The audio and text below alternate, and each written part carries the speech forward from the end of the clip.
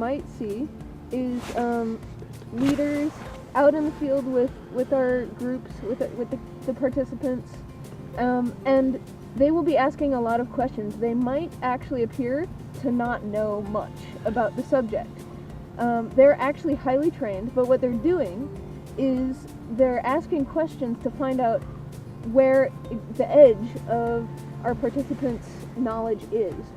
And then they're asking particular questions to help drive participants' curiosity, so that we're not the ones who are saying, this is what you need to know about the subject. We're getting into the minds of our participants and finding out what is lighting them up about the topic and helping them to go further in the areas that they're very interested in.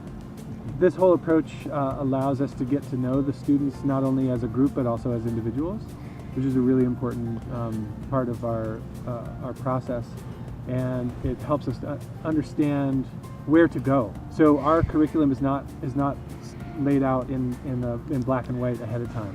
We're constantly going to be reevaluating what we're learning from the students and where they're at and what we're experiencing in nature, and we're going to be asking questions to drive us further and expand our awareness around any particular experience or topic that we might move into based on what nature gives us, and it's different every day.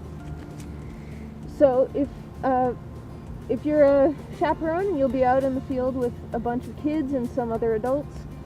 Kids will start asking questions, and often we will follow up with a few little nuggets of information or a lot more questions. And that doesn't mean we don't know. That just means that we want to keep the kids in their curiosity.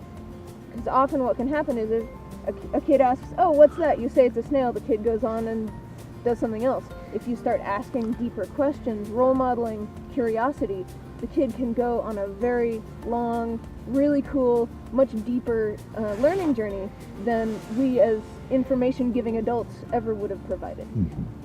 And there's something we call cultural mentoring, where as children are exposed to this kind of approach, over time they begin to internalize that for themselves. So not only are we modeling curiosity now, but we're planting a seed that we hope comes alive in them over time, where they experience the world and ask their own questions and take themselves on a learning journey.